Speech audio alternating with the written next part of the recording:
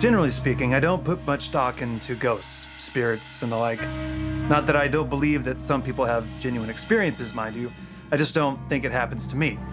Mostly because 8 times out of 10, I can explain something within fair reason. This hopefully gives some context as to why I've opted to even tell this story, but who can really say? It was a bitter February night in Michigan, during that crazy winter vortex where temperatures were super low. So to save money on heating, my roommate and I mashed our beds into a single room and cranked the space heater up to July, Texas. It brought the room to just livable, thankfully. It was about time for bed, and as usual, I'd been procrastinating on my daily writing. With about 10 minutes left in the day, I took out my notebook and pen that I kept by my bedside, tucked tight against the window for some light, and just stared. Nothing for minutes. Mind you, this is a self-imposed rule. I find that writing something every day keeps me sharp. So when I miss a day, I'm really bummed. Luckily, though, someone was willing to help me. I have no context for why I just felt it, but I did. It wasn't a far-off whisper or a strange guiding of my hand. It was like the message was DM'd into my brain. That happens sometimes when you're writing, though. You have a good sentence. It doesn't go anywhere or serve a purpose. It's just a pretty cool string of words, or conveys a good idea that you might think it worth keeping. This time, though, I knew the words didn't belong to me, and I knew it wasn't just a good sentence. She sat in the corner of your eye, skin painstakingly pulled onto bone that made her seem more akin to a corpse than she would have hoped. Her decaying hand reached out to you, asking rather nicely to partake in the horror of death. I dropped my pen and stared at what I'd written. Didn't think much of it at the time, though. Just knew it wasn't mine, but I knew it counted.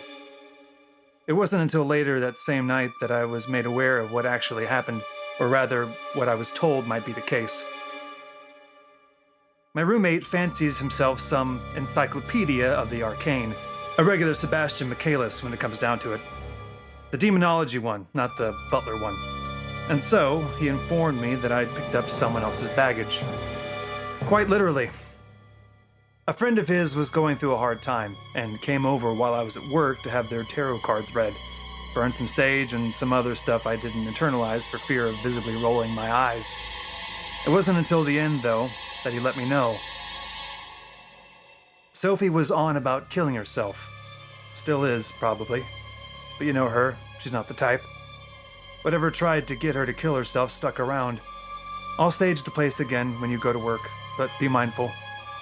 You'll probably get more stuff like that. It's not a crazy demon or anything like that, just some heavy negativity, and just tell me if you do that again. After that, I got a few more suggestions from my ghostwriter, each one more precise than the last.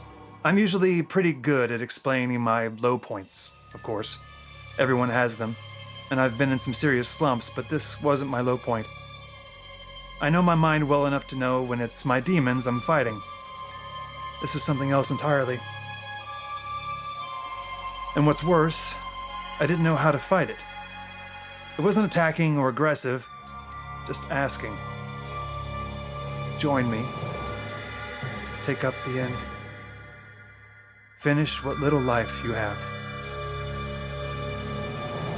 I eventually stopped taking her passes as legal by my own rules, and my roommate saged the ever-loving hell out of the house.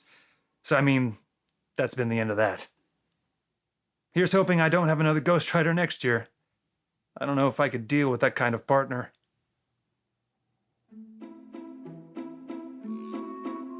Hi, I'm Jamie Markey. And I'm Michael Tatum. And this It's Ghoul Intentions. oh my god, we did it right for fucking once. I think we've done it right before at least once. No, I don't think so. I feel No? like this is the first genuine time. I say it's number 2. Then why am I so filled with joy right now?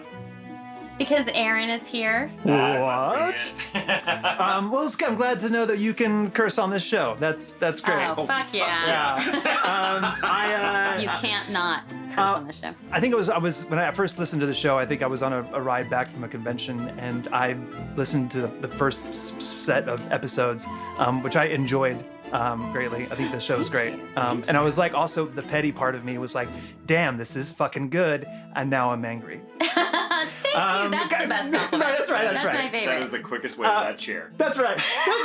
But yeah, I couldn't. I mean, I initially wanted to listen to the thing to support friends, but yeah, it's really great.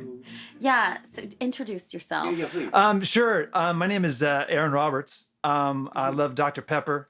I have an Australian Shepherd. About to get another Australian Shepherd. Yay. Tiny little baby.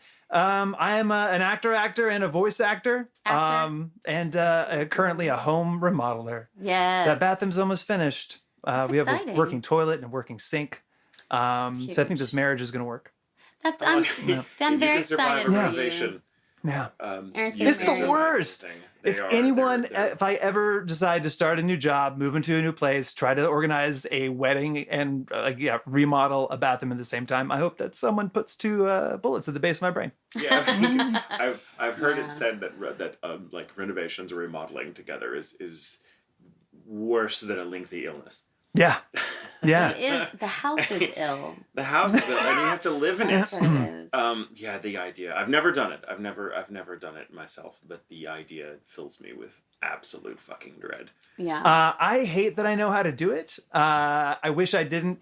I was talking to Jeremy Inman. Curse of knowledge. That's right. Jeremy, and the fact that I know that I'm going to do it best, better than anyone else, but I would have to pay thousands of dollars to get it done the way that I want to do it. Right. But I went in for a session with Jeremy Inman. He's like, man, you must be really great to know how to do all that stuff. And I said, no, you'd be really fucking great if I knew how to make some more money so I could pay someone else to do this shit. That's true too. 'Cause this is But when insane. you do, you're really going to appreciate it. You'll appreciate it It's more true. than the rest of us. Yeah. Yeah. That's So true. okay, so you've known each other for a while without knowing you knew each other necessarily, right? Then, yeah. Go back a Yeah, ways. we met because we knew the same horrible person that was in the show that he was in. I went to go see it, and Aaron was in the show with said horrible person, and that was 2004? 2004? maybe? Ago. Two- Oh, 2004? Jesus Yeah, maybe Christ. 2004. Wow. and it wasn't until later we were like, you know that horrible person? I knew that horrible person. It Yeah. was really funny. But then Nothing. We there are fewer things did that a are as good a film basis thing for together. friendship as mutual disgust in a third person. That is Yeah. I correct. found that to be That's very true. true. Yeah. it's true. It did bond us. Yeah. Oh, you hate them? Me too. Yeah. You want to go get coffee? Totally. I discovered that when I was my fiance and I were in couples counseling, and there came a moment where we looked at each other after this therapist was trying to stir some shit, and we just looked at each other, was like, "Fuck this guy! Yeah. We can handle this. Let's get the fuck out of here." Right.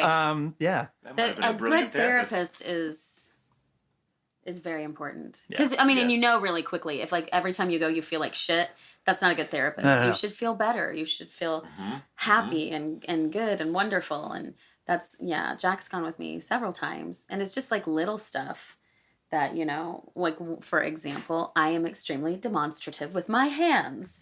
And when he would be like, why are you so demonstrative? I would be like, stop calling me a monster. It's in the name. I don't like it. And Demon and monster are both in there. It's just a Yeah. very unfortunate word. but it took just going to therapy to understand why I do gesture a lot. And I'm doing it right now. It's like, I'm kind of I'm in going a to blast punch you zone. in the face on accident. Danger zone. Danger zone. I know nothing about Um, using my Yeah, hands. right. No. Weird, awkward. Anyway, but they were there, she's amazing. Her name's Terry. She's amazing. And so it was like a different perspective for both of us. And it was like, oh, and it's never been a problem since, Nice. ever. So it's just, I feel like a good therapist is, Everyone's good at therapy. we should have another podcast just about great therapists. Totally. I would only talk about the one that I know. But anyway, I'll talk about mine. Mine's really awesome. But so, But years later, after I was Yeah. in a play, it was my second professional production with your ex. We did a film together yeah. that is on Amazon Prime, I think. Is it? Yeah, Oh, all right. totally. Interesting. It's a thing. I am badass. bit role, but Leela also guest stars. Oh yeah. I love it. She's here somewhere. You haven't seen Yeah. her, but she's here somewhere. Cool. He's already been accosted by all dogs, and he was fine with it. Including Genji. Dot who's even over peed. tonight. It was great. She was great. great. Twice. I also Welcome to peed. the Twitter family. Right. So it was, yeah. That exciting. was the second piddle. That was Yeah, you. Yeah, Yeah. second fiddle. Wow. I can't decide whether you're just really nervous or if that was just a sign of like Oh gratitude. no, it's joy. It's pure joy. Okay. It's You know, unrestrained. it's my that- pants are You're like, lined. "Milady." Oh, nice. It just slides down. Well, and also, it's just a show of like, Dot, I know you're next in line to be alpha, so here's a little piece to make you feel strong about yourself. Yeah, Yeah. here's a little P just to let you know that I'm aware of That's right. That's right. how I figure into the pecking order. So later, as in 2 weeks ago, much later, we were doing a convention together in Toronto, and I was talking about the podcast and what we were doing and blah, blah, blah. And Aaron's like, oh yeah, well, I had this thing that was haunted. And I was, and like 6 stories later, I'm like, we please come on the show and just tell us your ghost stories? And he's like, yeah. So immediately I was like, what's your schedule? Like, we booked it right then. Awesome. We haven't had a guest in a little while. I know, we That's haven't. awesome. Who else have you had on? We had our friend Beth, and we Beth. had Alexis on. And Alexis and Caitlin. And Kate. Plus, yeah, she Oh, was cool. here. She was the most recent in March for St. Patty's Day, or Yeah, little St. 'cause Patty's she Day. had a really good Irish Oh, ghost story. Yeah, Nice. to good. tell. But you're just like good story guest. We didn't Awesome. need a Yeah. reason. You're fantastic. So, awesome. what stories are you going to tell us, Aaron? Tell us your stories. I think it's important to give some context. It's really interesting that you had me read that piece because that's like at times I have felt like Whoopi Goldberg in Ghost, I love it. where I'm just like, leave me alone. I don't want to hear about this. Like, Mhm. like people like ghosts, like spirits approaching me for help. I'm just like, I have only 10 more minutes to sleep. Please Right. go away. So I I think know. that, I had no idea. the context, the context is that I grew up in a super religious household. My dad is a Southern Baptist minister, and I would say that it's not growing up. If you had those experiences, I think that if you have encounters with spirits or with ghosts, or those sorts of things, like it could be seen or perceived as a sign of spiritual weakness. That like perhaps your relationship with the Lord isn't strong enough, Right. and that's why these spirits. So like it just Or they're demons. That was a Right. common belief. Yeah. so it just seems completely taboo Right. and off limits. Which is funny because Holy Spirit's in the fucking title. That's true. Yeah. That's how I feel about that. God doesn't Or Holy like Ghost, God doesn't whichever. like sharing the spotlight. I think we've established that. Like in the view of certain people. That's true. There are no God's other like there are gods no other. before me. That was a quote that my grandfather loved to say. It was like, I don't believe in ghosts, just Holy Ghost. I'm like, no, okay. There's only Nah. one. There's just one. I mean, even the Bible says there's more than one God, but there's just one Holy Ghost. Okay, sure. That's so interesting. Yeah, we get lost in. Yeah. This is Um, welcome to the Yeah, rabbit and warren. cut this out. But like, I feel like the whole like Father, Son, Holy Ghost thing is a really like, because people like, how do you explain the primitive man like the 3 different forms of water, like ice and like Yeah. like this is a liquid and this is a gas. Like Right. like that's the Father, Son. To me, it's like they operate Right. in different realms. I mean, I don't believe in any of that stuff. But if I did, that's what I believe. Right. Don't cut You that don't out. believe in Matt. ice? I don't believe in ice. I Don't drink believe my that. whiskey neat. So. Don't cut any of that out, Matt. But my mom, I just remember my mom would regale. I mean, my dad had this crazy idea for I'd move us all to the Midwest, and I'll keep the details intentionally vague to, I don't know, whatever, protect the not so innocent. Mystery. Yeah. So my dad had this crazy idea to like go and under the flag of the Southern Baptist Convention, go and start like missionary Baptist churches in the Midwest, which is crazy. And knowing like what I know about the world and how it works today, looking back at that, I was like, that's a stupid idea. Why would you do this? Just from a business aspect. That's right. Yeah. The business of church. Well, because all those savages in the Midwest that have never had contact with That's right. Christianity before, Totally. someone's got to. Well, It's it's a just complete wilderness of wrong spiritual, Christianity. You know. Yeah. There's a lot of Lutherans up there. We would need to save you guys. But my mom tells this story, and she has a couple of these different incidents. But she like left something at the church, the church my father was pastoring, And she goes back to grab whatever it is, her Bible, the purse, whatever, and finds like next to the church office was directly next to like the deacons, like where the deacons would get together and hold hands and pray before the service and whatever. And she came in and they were all around this table holding hands and chanting something, and the table was levitating. And by like this, just the horror, like, and like it's not bad, just horror. It's not like full like Catholic, because if you're Catholic, I feel like if you're raised Catholic, you're basically living inside of the movie The Omen. This thing gets all for you, Damien. And everything is constantly terrifying. That's just It's a terrifying place. Anyway, but so it's not that bad, but like hearing these stories, and so it just made all of that feel like if I had, which I did, if I had premonitions and dreams, or if I had waking visions, like, and saw something that was going to happen, like moments before it happened, or dreamt about something, like had precog dreams or whatever, like that was, to me, it was seen as like the devil was getting a hold of me, or whatever, or was influencing my life. So did you tell people? No. No, yeah. I'm sorry, I'm just stuck on the fact, like, how did that incident end? Did they like with the deacons around the table levitating? Going back to Mom's story. In my mind, she's like just standing there, and they eventually notice her, and that the table's just awkwardly levitating. Like, well, are you gonna put it down? They're like, hi, Joan. It's sorry, we just at this table. It's it's balsa wood. It's really light. It's really hard to work with. Yeah. That's right. Like, I want you never see that, like, the end of that scene. Literally stiff as a board, light as a feather. Yeah. So the story, she runs out of the church, right? And I hope I'm telling this right, but she runs out of the church and goes home, tells my dad about it, and my dad, like, there was a to-do, and there was like one particular guy that, I guess, in that group of people that had it out for my father, or whatever that means. That is called Baptist church drama. That is no right. drama like the drama in a Southern Baptist church. That's right. Powers. That's right. Wizard Dickens. Barker story. It is. Or yeah, I don't know if you're watching Good Omens is on Amazon Prime right now, and it's I've been in 2 episodes. good. I haven't watched it yet. Oh, it's so great. I can't wait. It's so perfectly cast, and if we're gonna get lost, it's so good. Okay, Yeah. sorry. So Right. So there was a to-do. So my dad makes the executive decision, because like everyone like was, but like they formed a pact, and like there was a pack or wolves or whatever, and makes the decision to leave the church. And then like I guess the redemptive edge of the story of the end, like of this novella, like is that the guy was like a pig farmer, and like a month after like my father left his church, this guy's house burned to the ground, and also his entire livestock was also burned alive. Do you ever wonder if you're the reason that happened? It's all for you, Aaron. It's over. Yes, Well, I can feel it. See? You conjure a levitating table, and eventually they're like, maybe. Ooh. And to this day, I can smell the baker's ribs from 5 miles away. Well, I wonder though. What if you're?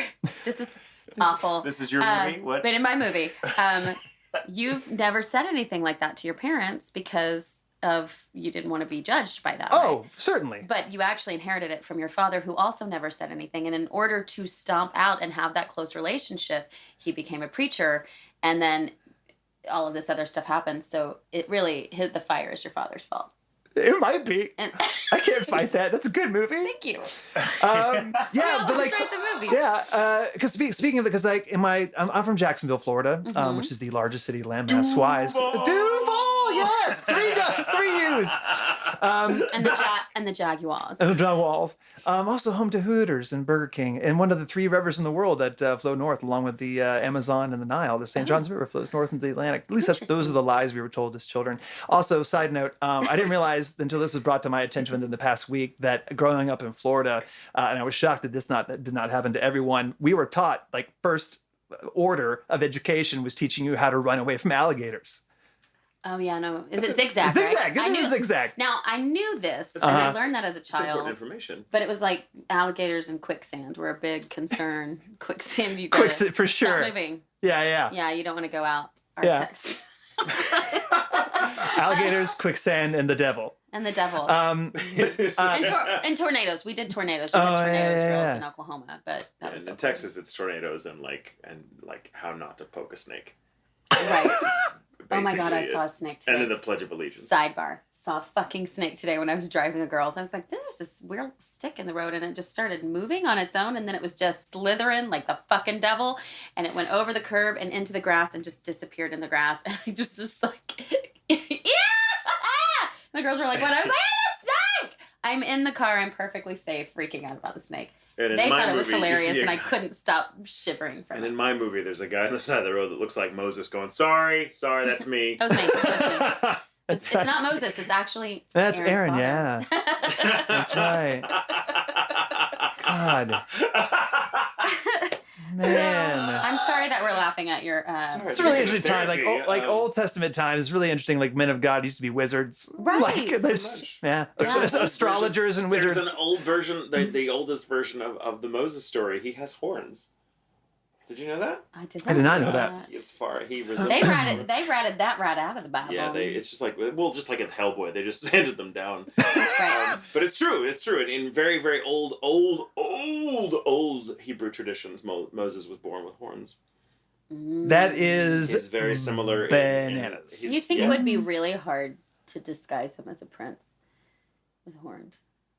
Well, no, that's what the crown's for. That's right. It held on the crown. That's why very convenient. That's why the prince was the only possible disguise. The only thing. Yeah. And I like the idea that the queen or princess or whomever she was at the time saw this baby, or it was the maid, the nursemaid, right, that sees him and is like, ooh, a baby with horns. I'm going to take this to the queen. Like, we're going to eat it. Ooh.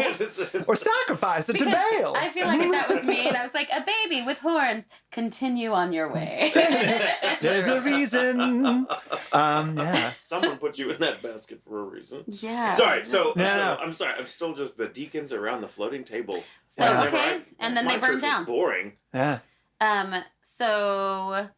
So growing up in Jacksonville and in this particular house, which I'll be talking about a lot of experiences in this particular house, which it was a new house. Like there's no, we didn't move into an old rickety Amityville horror. There was no, as far, I don't know what was on, if it was a plantation before, those houses, the subdivision was built there or whatever.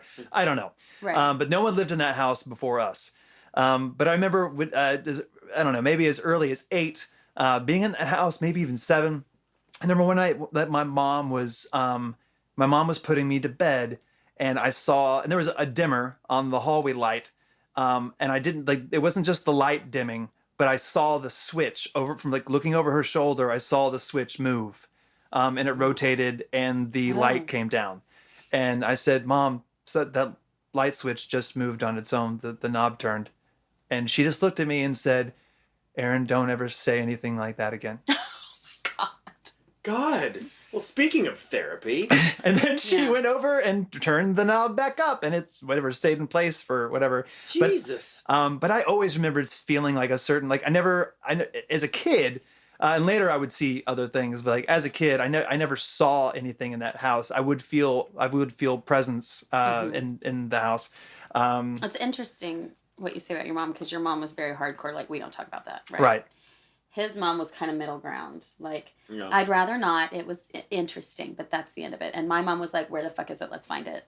Totally. And it's a vampire. Yes. My mom was on the other side. It's like, Mom, I think this is explainable. Well, my mom, it didn't come from a place of my mother's very Methodist, which is just very light. It's Christians are just be nice. I'd probably still be a part of the church if I had been Methodist, because that's really about the food. Yeah, it really is. It's all about the biggest moral issue is who's bringing what casserole to the picnic on Sunday. But someone my mother better bring cream corn. But they're but they tend to be very buttoned up and very they don't say mean Methodist? things. Not the Methodist side. Well, the Methodist I'm generalizing, but the Methodist church that I went to was very white and very middle class, and so everyone was very buttoned up and very sweet to each other. They talked a lot of shit behind each other's back, but that's church. That's just church. But my mom had this thing where she would. I had several instances where I would discover her just having had an experience, and I'd be like, "What just happened?" Because I could see that she was shaken, and she'd be like, "Nothing," and she'd just blow it off. She didn't want to discuss it, and then later I would be like, and she would tell the story over time. She would give up more of it over the course of like 30 years. There's one story that happened when I was young, and I only just recently heard all of it. And when she finally just said, so my mom has to let quite a bit of distance between herself and the original incident happen before she'll actually tell anyone. And that's because she doesn't want someone to think she's crazy. It's not, I don't think my mother is not a profound spiritual thinker. Like, my mother's very good at adapting to what's in front of her. And she's like, well, that just seems like something God would think is mean. So, whatever. She's not like, well, that's something that my parent, whatever. She's very open to that kind of stuff. Yeah, I think it deeply frightens her. And so she just doesn't want, because I think she's more scared of the fact that she may be hallucinating than it could be real. I think it would be comforting for her to know it's real. And if no one else is having that experience, she's like, well, then I'm not going to tell you, because then I just don't want to learn that I'm insane. Yeah, Right. I think there's... My mom is ready to be insane. Yeah, your mother's made her peace with being insane a long time She's ago. dipping that toe. She's dipping that toe hardcore. Yeah. But for your mother, it seems to come from a place of real, like, shame. Maybe, yeah. Or fear. I think it's just definitely a different fear. I mean, I fear. think it also, it's about fear, and it's also about not letting, like, don't let the devil in the house, like, they're Right. like, and Don't all- speak his name. right, Yeah. all that sort of thing, and like there being, power. I don't know, which I don't know that there is any power in the name of Jesus, but yeah, I think there's power in anything you believe there's that's. power I think in, that's probably true. If you say it loud enough in public, people will look. That's right. That is right. There's some power, at least. And if you say it loud enough in like another room with someone else, then the people in the other room will talk about it. That's right. But I don't know. Like, I guess I that was my background coming up, and so I don't. And I eventually kind of learned. My thought was, well, if I can see these things happening, if I'm having these dreams about, and I didn't tell anybody that I was having dreams about them, whatever. I'd be like, hey, you might want to look at your back. Like, you might want to check into this, but I would never tell them. And they were like, what do you mean? And it's like, I don't know. I'm just, you walking funny or whatever. Right. That kind of would make up whatever. I would lie like my father, the devil. So it would make something up. It makes me so sad to think, though, of young Aaron having to like find ways to help people without letting people know how he knows. Yeah. Oh, it's so It makes me sad to think that one time you came out to your parents as an atheist and your mom was like, oh, thank God, I thought you were going to tell me you saw a ghost. Yes, that's right. And I don't know what, like, I mean, I believe that I think that time is, in our experience here, is mostly a construct. I'm having a great time in the construct. This is there's a lot of love here, and a lot of great things to do and experience in these meat machines that we're inside. But I don't know, like, I think that there's a lot of like things that are worlds that are overlapping often. And I don't, like I said, I don't have a firm grip, or I can't point a finger to like this being all like supernatural stuff. Like, I don't know that maybe like, is everything existing all at once? So like, are we like, what is this experiment? What is this experience? Right. Anyway, but yeah, I would have precog dreams for most of my youth, and like would not tell anybody. I mean, maybe I had like one or two close friends that I would open up to about it, and like maybe eventually my sister, but I eventually accepted it. I was like, well, fine. Like, if this is something that's happening and it's allowing me to do good, then this can't be bad. Like, I just refuse to believe because it doesn't feel bad. And of course I didn't have, like, once I saw Star Wars, I was like, oh yeah, no, that's it. That's what this. I got the fucking Force. Yeah, that's right. Good guy. Yeah. Yeah. Yeah. Anyway, but and then I eventually let go of my upbringing, and that all kind of dissolved. I guess, like, going into like I was already kind of letting go of things, like going into my freshman year of college. And then when I was in acting can you remember, school, I don't know if you remember this. I'm sorry. Freshman year, not having to go to church on Sundays. oh yeah, Fuck, it was like a whole new world. yeah. Because I mean, I twice on Sunday and then on Wednesday. 100%. I was there when the doors were whole- open, when the doors were closed, all the time. Uh-huh. And I remember, like, my fiance, who had her own little spiritual toe dipping in her teens, when she's like, oh, I'm going to go to church, and she did all the things, and eventually made her way out to safety. But she. Oh, it's a great place. It is a great place to be raised, as long as there's not I mean, that's why I can As long read as you have- music. Like, Right. I was raised in church. I was raised in choir. Yeah. Like, that's There part are of things the to be reason why said I'm for it. even in front of this microphone right now. Right. Yeah. If it weren't Same. for- There are good things if it weren't about for it. all Like, the not damn to shit on baggage. everything.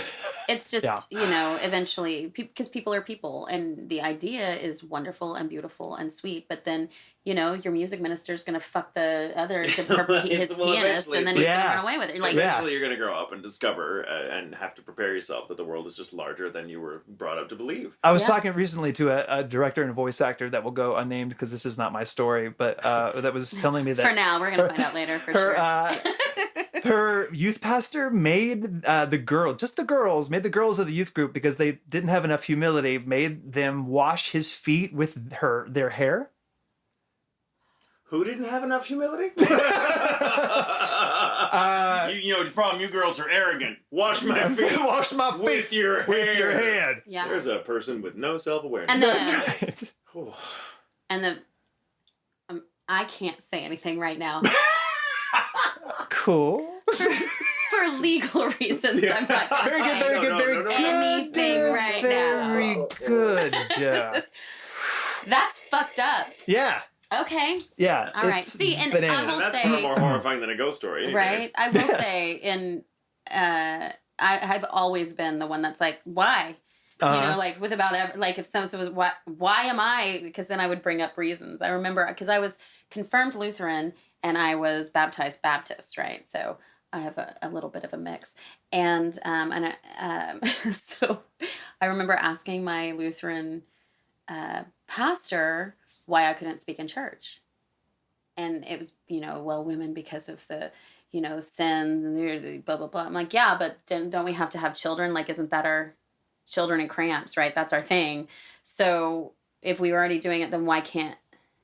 Well, because you're not clean. Because we took the apple first, I feel like that would make us cleaner. He's the one who followed a bad example. And so this was me all through. And I eventually... And he's like, look, this is every time we listen to you, bad things happen. Right. That's all. That's We all it just is. don't, we're not a good We're judge. just... So even That's right. through, like, I remember too taking this, like, Christian women and, like, being a good Christian wife. And this woman who I really respected was talking about how the man is the head of her household, and they have an understanding that if their decision is to be made, and it's there has to be a final decision, that he's the one that makes the final decision. And I was like, excuse me, pardon me, why is that? Yeah. Well, if we can't come to an agreement, I was like, well, if you can't come to an agreement on a major decision, I think you have bigger problems than who gets to solve the problem. And so I didn't make a lot of friends at church, is what I say.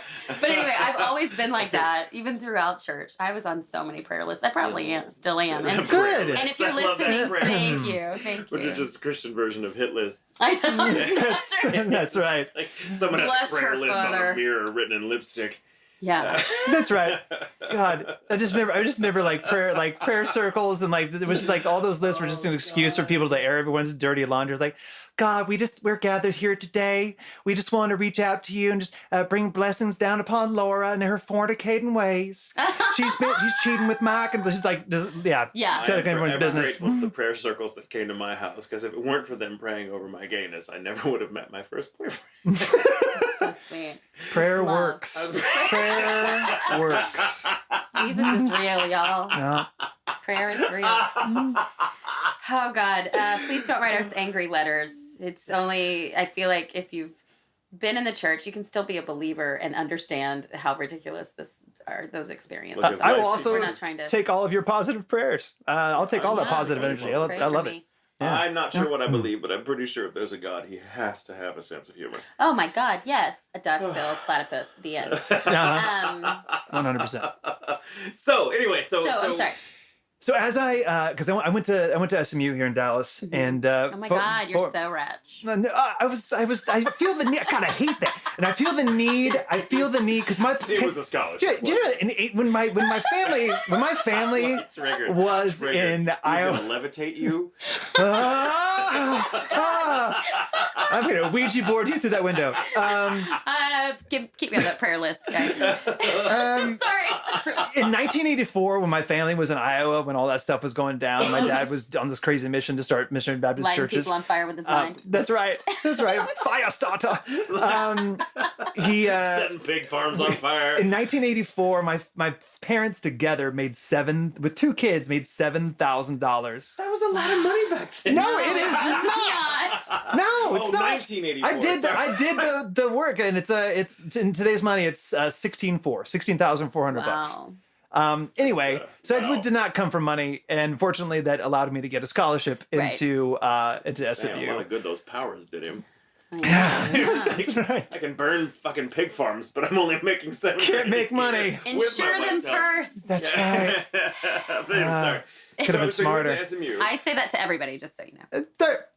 So I went to SMU and to study acting in acting school, and by the time I got to the 3rd year of the training, and I was living a pretty like holistic. I mean, in terms of like I wasn't drinking. I was like taking like really good care of myself, and as opposed to now. And in this moment, that's right. And I, of course, in voice class, and we're doing a lot of link letter techniques and some other Fitzmaurice and like unlocking a lot of things in your body. Right. And we did like a lot of guided meditation and things like that. And I started to have out of body experiences. Yes. Yeah. Same. And I was like, I have no records of anyone else seeing me astrally projecting. But I shot in the midst of the first time that ever happened, I was laying down on the floor and we were doing our deep breathing, and I went up above my body, saw me below it, went up, I shot through the roof of the Meadows School of the Arts building. And then I started to shoot like zigzagging across campus and across the street, across like University Boulevard. But I was, Hillcrest. Yeah, right. But I was zigzagging to people that were in crisis. Oh, And like wow. there was like people that were taking a test or people that were in a fight. And I was being directed, my spirit or whatever this thing was, or hallucination, was being directed to these points of crisis and in spiritual whatever struggle and or high energy intensity in the human form. And so I was like, and then I came back down and came back down into my body, and had like a kind of a moment of almost like of sleep paralysis. But where I totally was aware that I was laying on the floor, that I was back in my body, could not move, and then eventually I started to breathe and came out of it, and so that kept happening as we were doing the deep breathing techniques and whatever, and so I started doing it outside of whatever, and so I started to see things anywhere between 30 seconds and 10 minutes before they would happen. Oh, wow. Like I'd be walking through campus and I'm about to see Lisa. And then boom, Lisa. And it wasn't about normal, it's outside of coincidence or maybe. But yeah, and I just started to know things and I felt like things were opening up. And so I started to read, I started investigating and researching how to read tarot. And so I started doing that. And then I was reading people's tarot and doing all those things. But also found that I was inviting energies that were not necessarily awesome, and didn't want to. Things were getting a little bit too on the nose when it was come to the tarot readings, and there was also just I felt a darkness and there was a heavy presence that was being attracted to whatever I was doing, and to light. Yeah, sure, and I didn't know how to. I didn't have a mentor or there wasn't enough resources or whatever for me to really understand what I was interacting with, and so I put the kibosh on it, and didn't touch that for a while. But leading back to ghost experiences, I moved after I graduated from college. I moved back to Jacksonville because I was like, oh, well, no, stop. We got to make a pit stop. Pit crew. That's right. I continued to have premonition dreams and cognitive dreams and all that stuff, precog dreams. But I was at one point in time, was not making a lot of money. I was working as a waiter at a family-style Italian restaurant. Oh. So you were still making more than your parents. Well, In 1984. Yeah, Right. Sure. There's some victory in that. and all the breadsticks you can eat. So That's correct. But I wasn't making a lot of money, and I was doing some shows here in town. But I booked a couple theater gigs, and but was just drowning, and like I was starting to pay. I didn't realize you could like almost defer forever to like pay your student loans. yeah. But I was trying to be a responsible person and pay my student That's loans. disgusting. It is. It's pretty gross. God. Don't pay your student loans. I know, not if they're gonna forgive them all. I literally just finished. Thank you. Paying off, and now they're like, let's forgive them all. I'm like, oh, fucking course. God.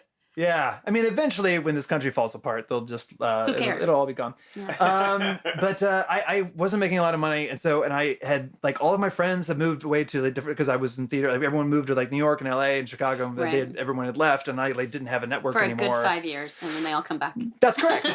And so this girl Emily, who was the bartender at this restaurant, was like, "Hey, well, you can come and like sleep. Like, basically, my garage is a room. Like, it's insulated, and like if you have a bed and want to throw it down and whatever." And I was like, "I'll live like a dog. I don't care. I'm poor, and I'll save money." And I believe, if I'm remembering correctly, she was just letting me stay in her garage for free on my air mattress. And so I was sleeping in this garage and working and waiting tables and trying to figure out what was, I don't know, anything. And so as I'm living in this house, and this is over in Lake Highlands, weird things start to happen. Yeah. I was not informed of anything before I moved into this place, of like any of the incidents, anyone's history in the space. And so I started to notice things. I started to hear, like, there'd be no one home. I would hear a woman's voice, be asking questions, and I'd be searching around. I was like, "Emily, you home?" I was like, "No, like there's someone there." There was also a ghost cat. Love it. There was a ghost cat, and like because then there were three cats that were there, and I see this little black cat that was making its way down the hallway, and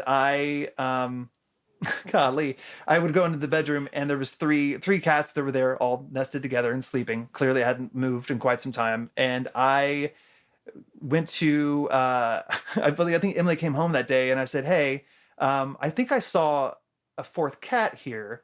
And she said, "Whatever that was, like, that's so and so. Yeah, she kind of like hangs out here. And I think that I've seen her spirit here before." I was like, "Okay." It's cool. Okay. It's not Yeah. the first ghost cat to make an appearance on our podcast. Oh my goodness. True. But I eventually, like, as I remember like brushing my teeth in the bathroom, in the hallway bathroom, and I would see scratches that would start to appear on my forearms, and I'm watching it as it's Wow. happening in the mirror, and I've seen enough whatever paranormal shows and like had enough experience and whatever.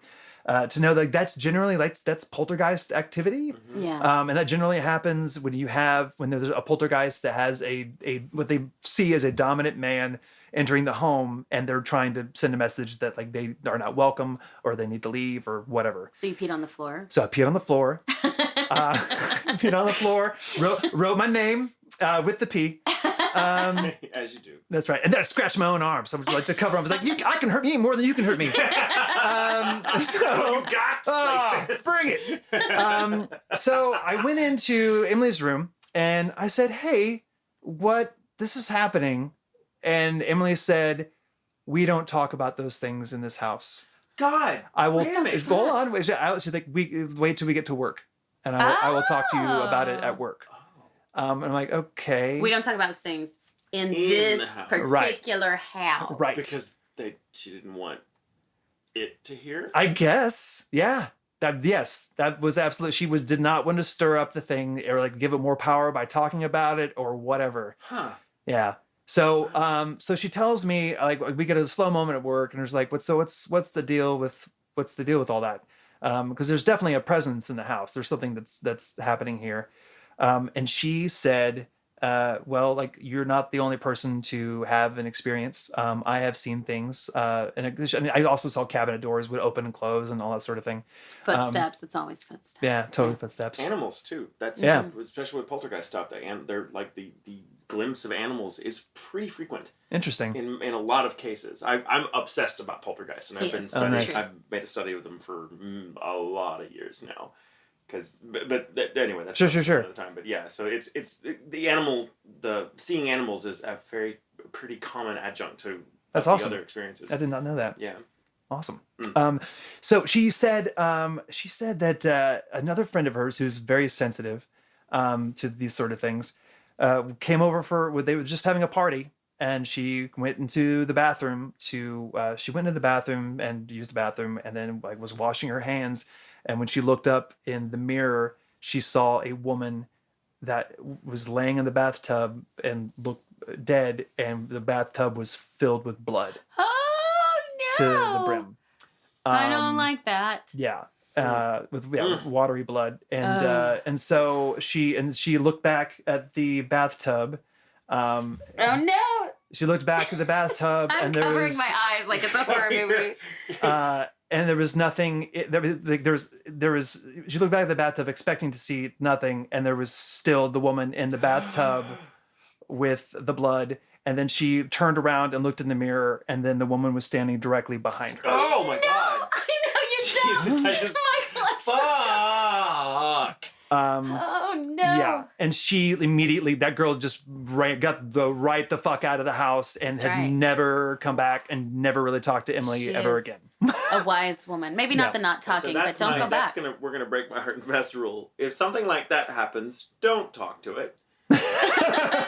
Then it's That's like, right. he always wants me to talk. I'm like, but what if it answers? Well, if it's just little minor stuff, it's just know. probably something perfectly benign that just wants you to acknowledge it. And if it's just the same way a friend or your puppy or whatever wants to be acknowledged. But if it's a fucking evil spirit that's covered in blood that's coming out of the bathtub. Well, it may not have been evil. It just is a very scary thing to see. But I just assume that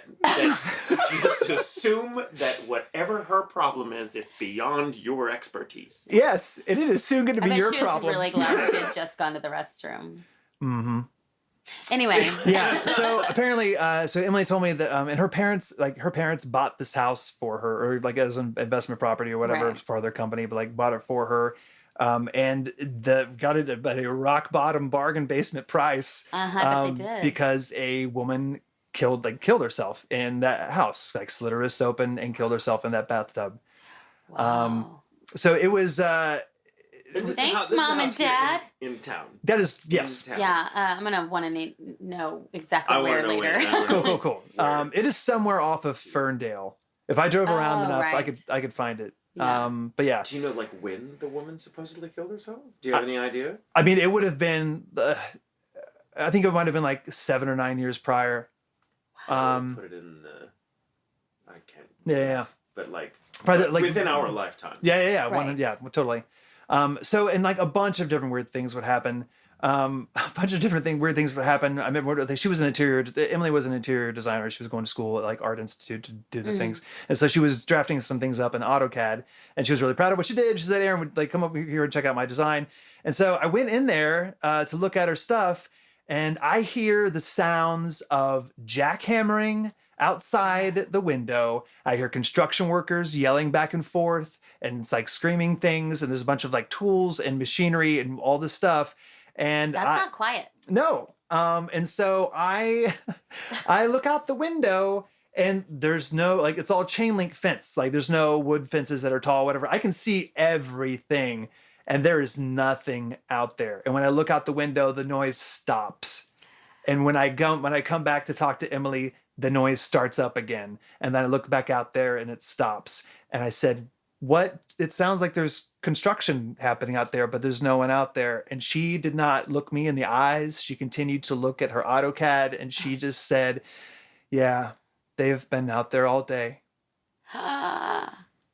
So there was a lot of that. The event that led to me leaving and never coming back, and not having that word. Did you even get your mattress? No, I left. I think I grabbed my clothes. I mean, most of my stuff was in storage anyway. But like, right. I grabbed my clothes, and like I didn't get. An air mattress stayed. No. Fucking air mattress. That's right. Fucking air mattress. But yeah, I went down to lay down one night in my garage. And went to, like lay down on the floor and like reached over to set my alarm. And then when I looked up, there she was standing above me, and she looked she was angry, but it was like deep core anger, but like hollow, just like, why are you here? Like hollow look in her eyes, and I can she was all in white. She was all in white. Bitches in white. Yeah. She was a bitch in white, and she was a straight up bitch. Yeah. And she was just staring at me, and I, like a coward, closed my eyes and closed my eyes and did not open them. And I just laid there and was like, this is something that I like, no. And I am going to, maybe fall asleep. I don't know. And when I do, I will wake up, I will gather my things, and I will be, if need be, and I was for 2 months, homeless. Yeah. And like just like popping up, like whenever I go work a shift and like come home, like go like find a place, take a shower, do the things. And then eventually, like because I didn't have any like a circle of friends left or enough money to do anything, just headed back to Jacksonville. Oh my god! Because it's like, bitch, I am in the garage. What kind of power do you think I have here? Yeah.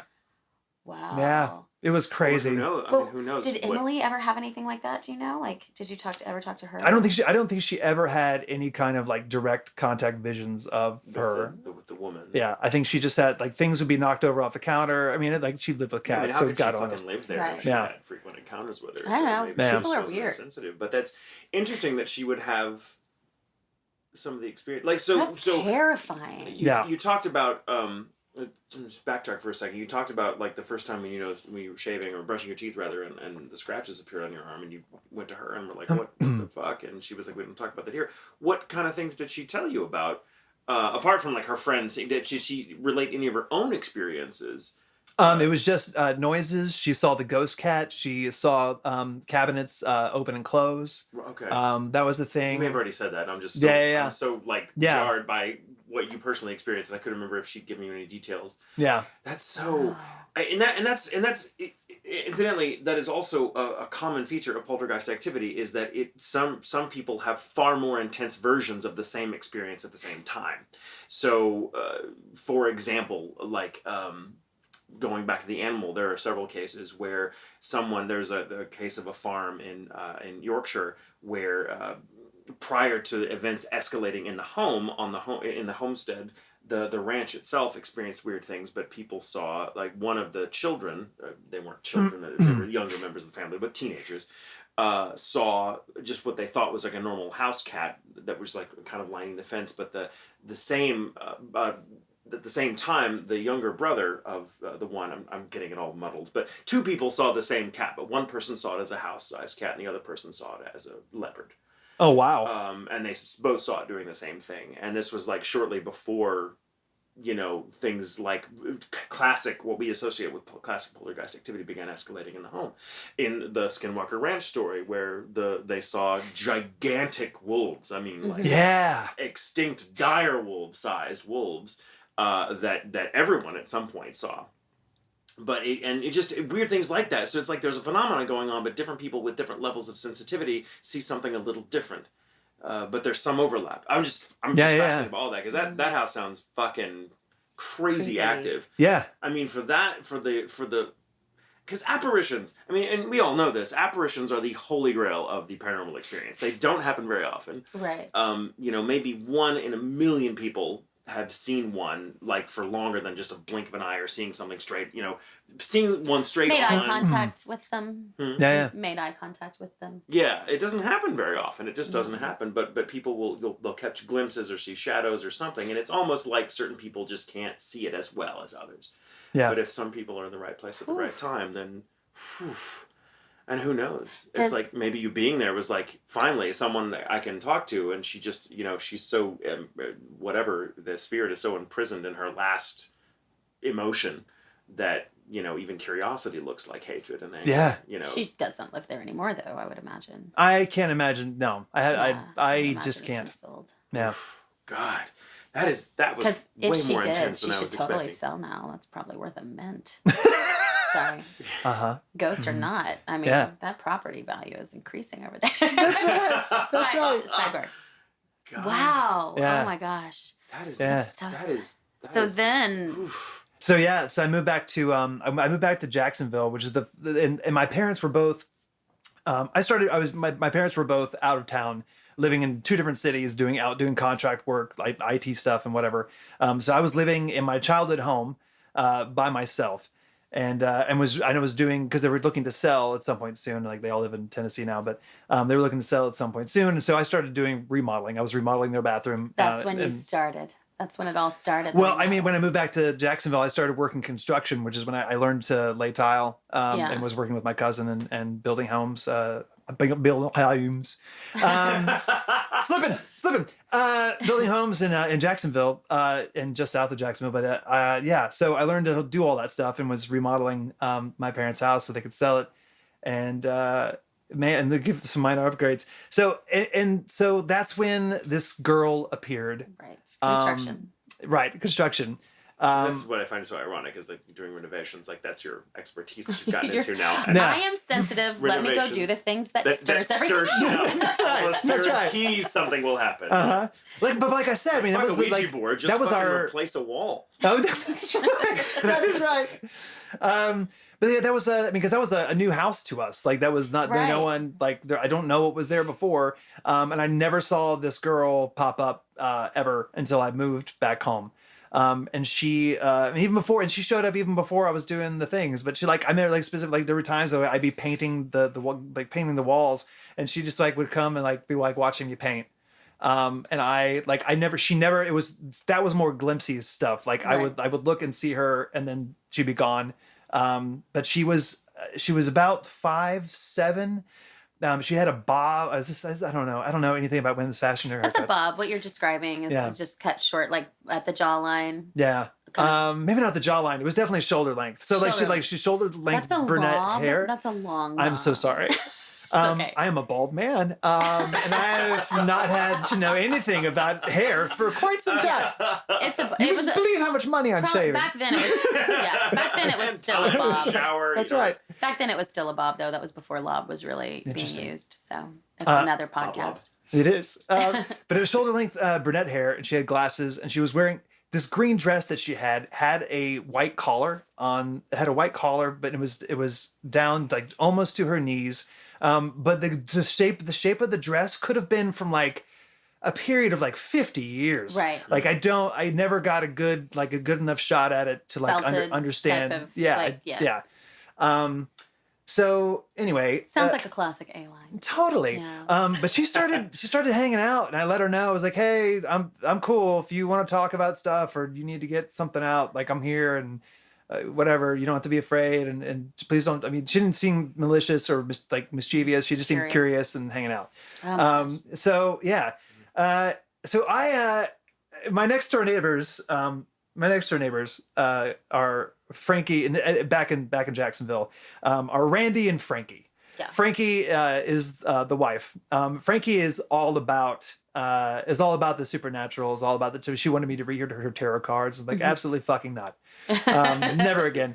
And Randy doesn't believe in shit. Yeah. Like, just never doesn't give a damn about the supernatural. It was like, if you can't touch it, it's not real. All that shit. Works for the railroad. So there's one night. There's one night that, like, I'm coming home from work or somewhere, and I pull up in my truck, and I go inside and whatever, and, like, Randy sees me and, like, waves or whatever, and then the next day, as we're drinking Bud Light in the driveway, as you do in Northeast Florida, Bud Light, I'm ready for a sponsorship. So we're hanging out on a Friday night, drinking Bud Light in the driveway. And he said, and he knows at this point in time, like, I'm in a long distance relationship, but I'm in a committed, exclusive relationship, and he knows this. But he's like, "Hey man, did you get some strange last night?" And I'm sorry. He's like, "Did you get some tang, man?" And he's like, "What are you talking about?" He's like, "Yeah, I saw that girl, man. You came home with that girl. You didn't do it or whatever." And I was like, "No, man, I don't know. What are you talking about?" She's like, "Man, the girl, man. She had brown hair. She's real cute. Glasses." I think they call it a lob. I've got a mullet, so I don't really know anything about hairstyles. But dude, and I said, dude, no, I did not. But that's the girl. Like that's the girl ghost, that's the been hanging out. spirit. And he's like, "Are you shitting me, man?" I was like, "No, dude, that's for like." He's like, "Man, up until this moment, I haven't believed in any of this shit, but I'm scared." And I was like, "Okay, there's no reason to be scared. She's totally fine." But like, you totally saw the fucking spirit. Yeah. Jesus. Yeah. And he's not with you, or he just saw her like. He saw her with me, In like the car. walking in the car, and then walking up to the house. She was just hanging out with him. Yeah. Wow. And he probably had Randy. Yeah. He probably had a few, so he was a little more relaxed spiritually. That's speaking. right. Yeah. You get your pineal gland, that Bud Light. Also, are you listening?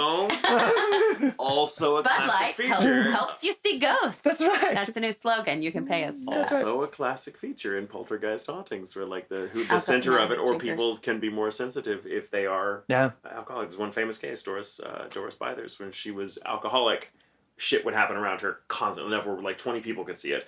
And when she started sobering up, the phenomenon dampened considerably. Interesting. To the point, and she drank again, and it sparked back up. Yeah, interesting. Just yeah. Hold up, let me start this Hold party. up, let me open this here. I think the Pass the blue real ribbon. moral of the story is that if you were ever caught cheating, you do not rule out supernatural explanations That's right. as a possibility. There wasn't anybody in my car. I was don't a even know what ghost. you're talking What are you about. talking Yeah. about? That's the ghost. Listen, That's my the ghost. milkshake brings all the ghosts together.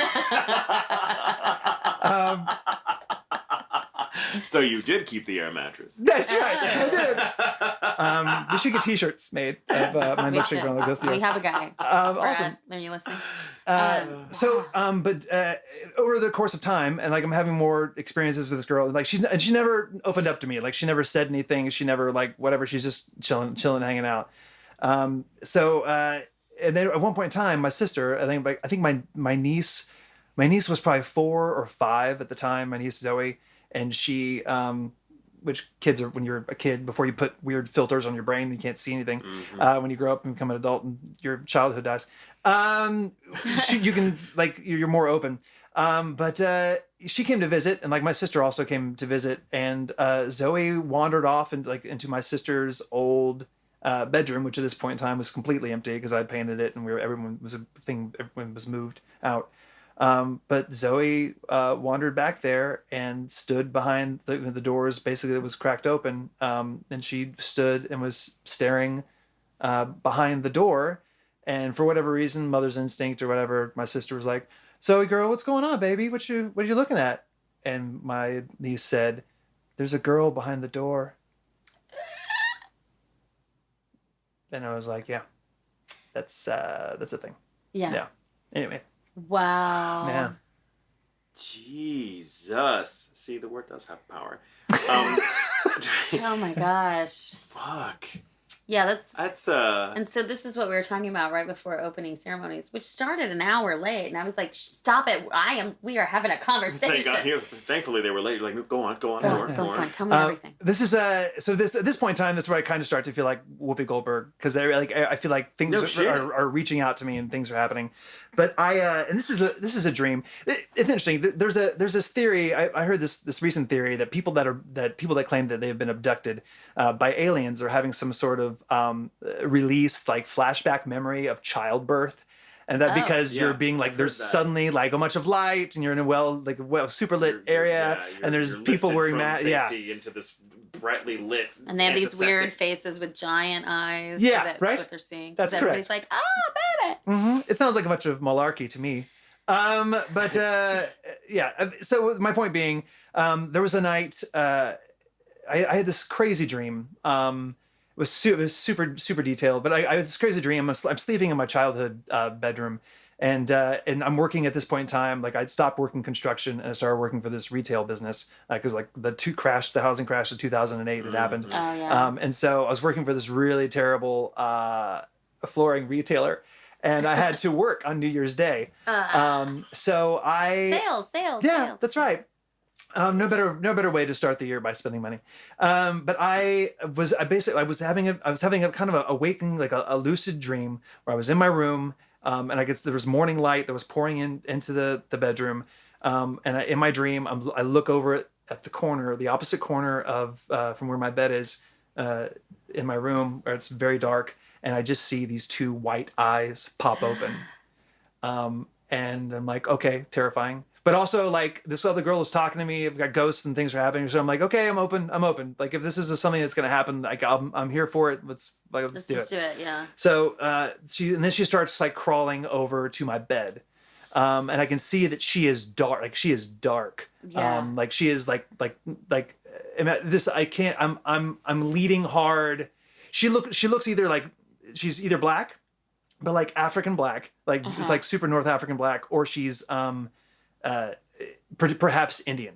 Right. Those are my two options, like Right. from based on what Very she dark looks skin. like. Yeah, like long dark hair. And so she's wrapped in a robe thing, like a piece of fabric that doesn't really resemble any kind of Western clothing. And so she is making her way to the bed, and she's saying, Jimmy Dervish, Jimmy Dervish. It was like, we have to help Jimmy Dervish. You said you said you would help Jimmy, and it was like, I was like, hey, I have to get up in 10 minutes. I don't know who this guy is. I'm sorry that you're in trouble. I didn't make any promises to this person.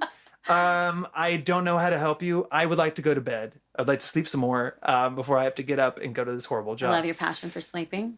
Yeah. So it's like, but you promised, you said you would help Jimmy Dervish. I was like, I don't know who this guy is. And so she disappears, like she slinks below the eye level of my bed. Oh no. Oh no. And then her head, what I believe is a head, rises up in my sheets, like under like my comforter. And then it starts moving toward me. And so So you push your head down to your crotch. So that's a different movie. And I'm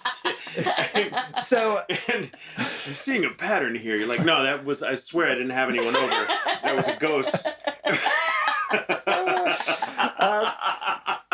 So I can see the head moving towards me, and at this point I'm getting agitated because I was like, "Leave me alone." And so I tear open the in my dream, tear the comforter off, and I reach. There's nothing there. I don't see her head, but when I reach out to grab the space where her head should be, I feel her head.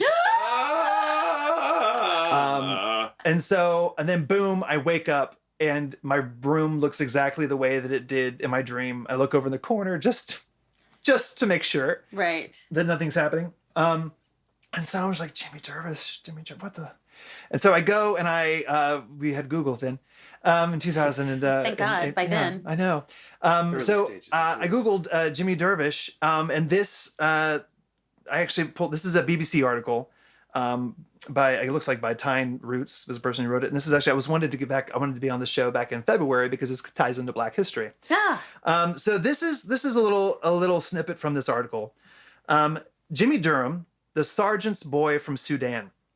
James Francis Durham was the first African to join the British Army as a fully enlisted soldier. Follow his amazing story, which took him from the banks of the Nile to the banks of the Wear. Young Mustafa seemed destined to be a soldier from the moment he was found on the banks of the Nile by Captain Bouvier Delisle. It was New Year's Day, 1886, and Delisle was leading a mounted party of the Durham Light Infantry. This was the Battle of Guinness, Egypt, and Delisle had set out to capture the enemy's river transport. The party approached a large African riverboat, with a considerable number of enemy on board. A charge was made and the boat was seized. The Arab inhabitants fled in the darkness, leaving only one behind who was badly wounded. Alongside the boat was an infant. The child was handed over to Sergeant Stewart, who named him Jimmy Dervish. The boy's real name was Mustafa. And then he went on, he became, James Francis Dunham when he went back to, because of whatever British imperialists ended up being adopted and grew up in England and became an officer in the military. Wow. It's just crazy. And so, I mean, this harkens back to the idea that we're somehow because we're only using 10% of our brains to operate. Right. What information am I subconsciously gathering?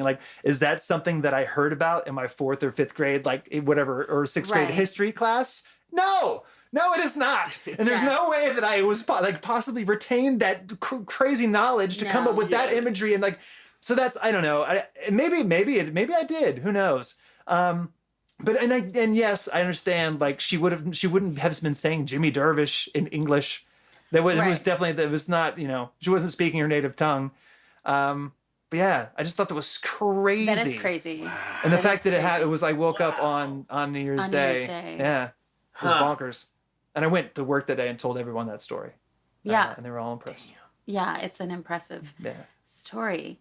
Those are all impressive stories. I'm kind of blown away. I told you. I know. It's how Jesus Christ. That's awesome. Like we've got to sit down and have more discussions. Mm-hmm. There's one more story. Do we have time? Okay, but I have to pee first.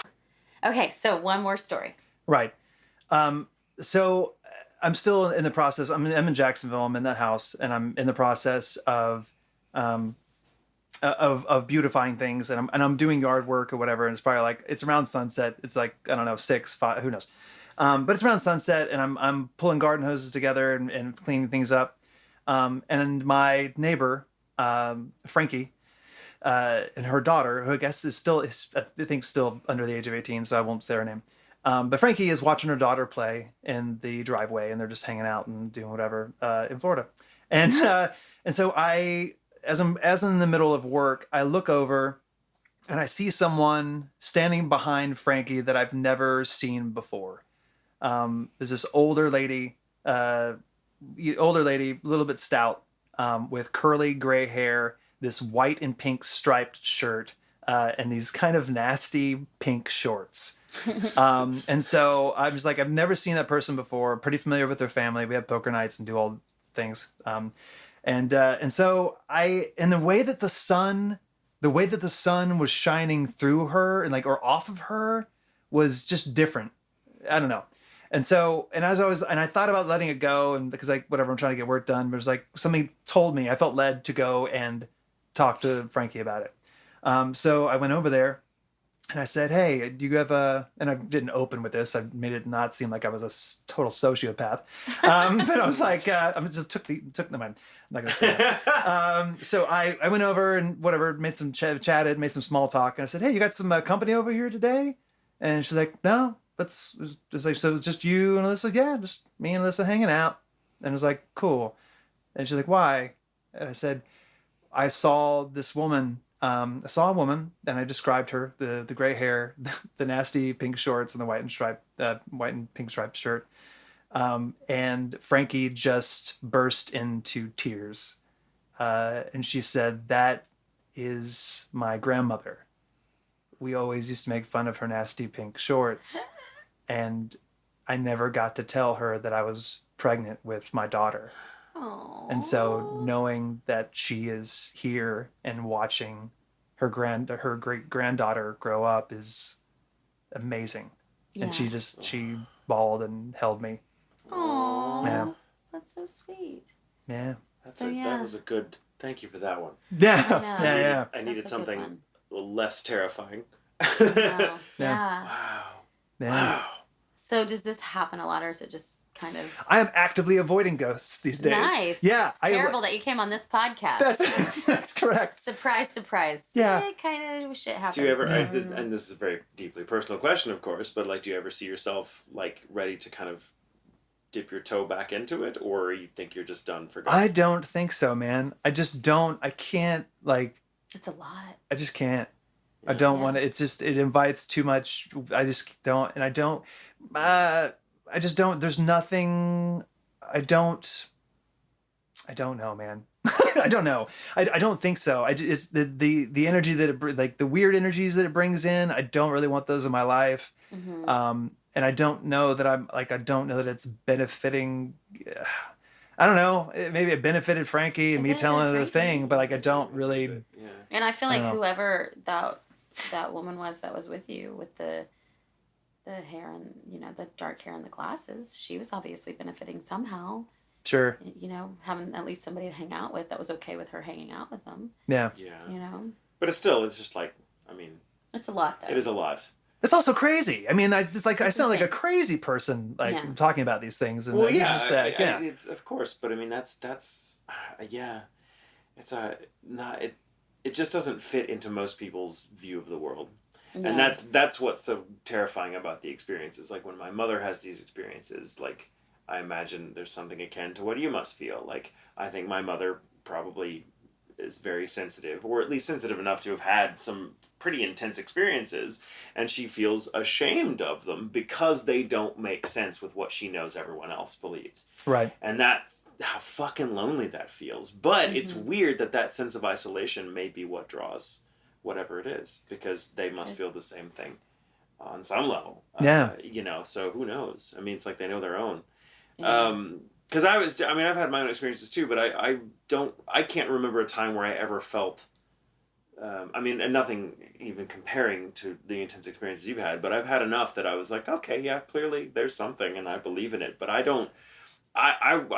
just grew up in a very different household. We're all very weird and bohemian and had our own beliefs, and I was always the weird kid, so like, I guess I never had a very complicated view of what I saw, except like, well, that's weird. I don't like the unpredictability of it, but I don't really care if anyone thinks I'm crazy, because they do all the time anyway. When you grow up gay, you just get used to being like, oh, everyone thinks all kinds of shit about me, and I don't really, Right. That's right. like, it's whatever, I can take it. Oh, you think I'm crazy because I saw something? Okay. It's very similar But to I being guess, a woman. as yeah. well. So I guess perhaps that's, maybe it's the experience. But I also haven't had that many experiences in recent years. It's only when we've started doing this that I've had more experiences in the past. I think in the past 2 years I've had more experiences than I've had in the past 10 Yeah. altogether combined, See. which is weird. Because I had a lot of stuff happen when I was young, which is pretty standard. Because I hadn't, like you said, I hadn't really developed that filter that told me, like, that I didn't see the need to filter it out. So I just accepted it. And then I guess as I got older, there wasn't room for it and whatever.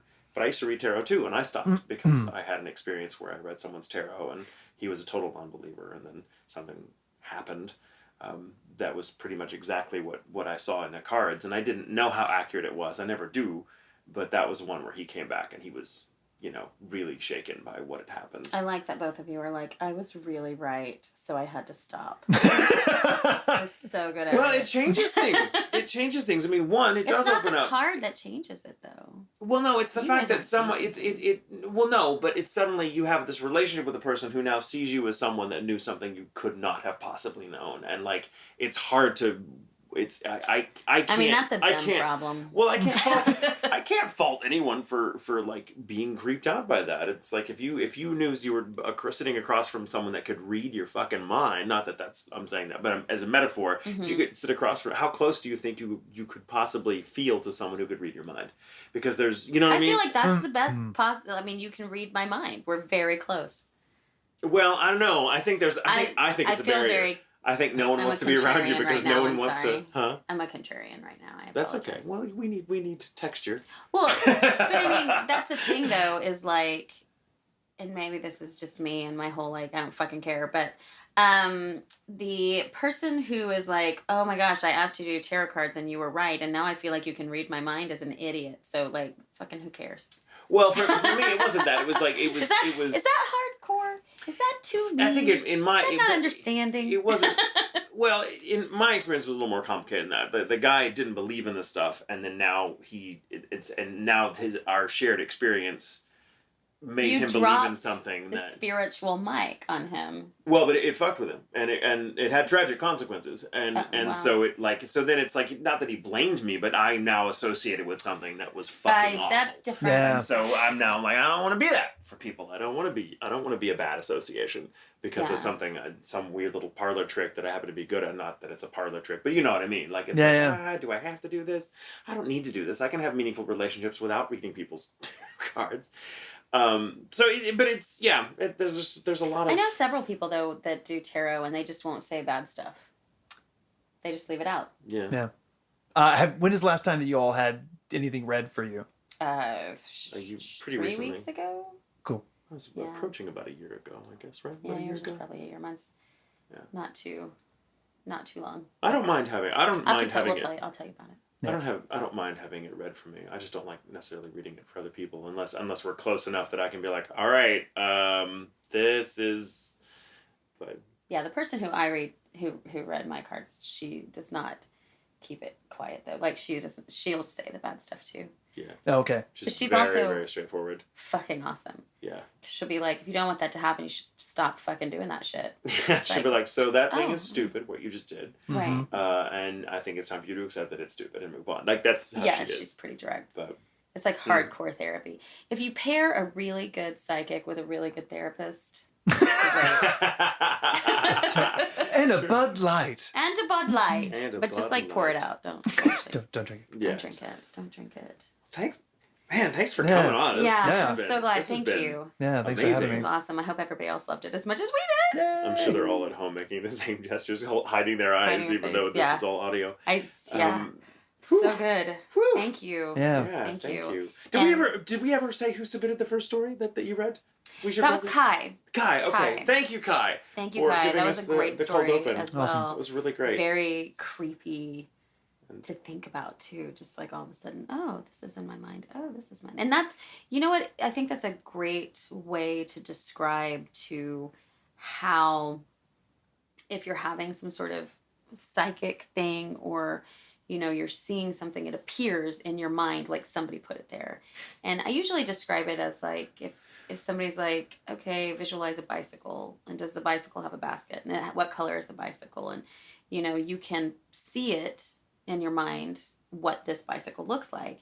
But if somebody was just like, boom, there's a bicycle and it fits a perfect, like the description fits a real bicycle that you've never seen but belongs to somebody, that's when it's like, oh, okay, that's different. But it is the same kind of like somebody just DMs a picture into your, you know, of what somebody looks like, or of, you know, a necklace, what that necklace looks like, or something like that. So I really liked the story just because of that analogy, you know, being able. Yeah. But that's how it is for me. I don't know for you guys, but it was fascinating. And we also had a great time at the convention. Yeah, I wish I could have been there then. That's a good time. Especially the ghost tour. Oh, that was in Richmond. That was this So was different. Toronto was convention. 2 weeks ago. Richmond was last weekend. Well, Toronto's fun. I'll tell you guys then. It's so good. Awesome. Oh my God. It's very fun. All right. Well, thank you guys. Awesome. Yes, thank you. Thank you everyone for listening. Go to ghoulintentions.com and send us your stories and your Reviews. positive only, please.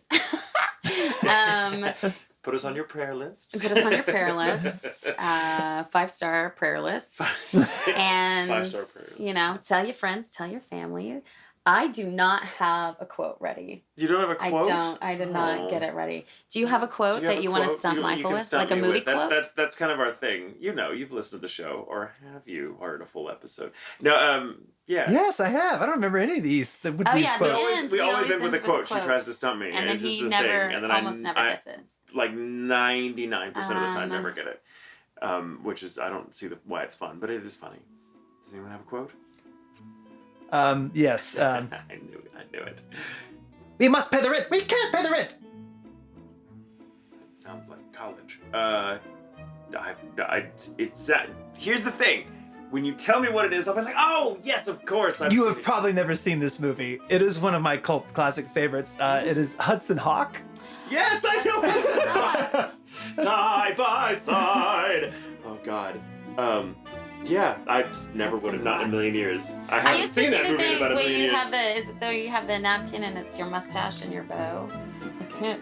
It's the bow. I can't pay the rent. You must pay the rent. I can't. Or no, it's a bow tie. I can't pay the rent. You must pay the rent. I can't pay the rent. You must pay the rent. Yeah. Pay the rent. I'll pay the rent. And then it becomes a mustache. And then she goes, my hero. There you go. I don't think I did it justice. I think I actually butchered it and also misquoted it. So you're off the hook. You were right. Thank you. It was Awesome. good. So this doesn't count. I think we all got it right. That's really That's right. That is. You know, it's Yeah. entertaining, and at the end of the day, that's what counts. That's right. Mhm. So That's thank you right. for guys, listening, everyone. everybody. Thank you, Bye, Aaron, y'all. so much for coming. Yeah. And remember, it's okay to sleep with the lights on.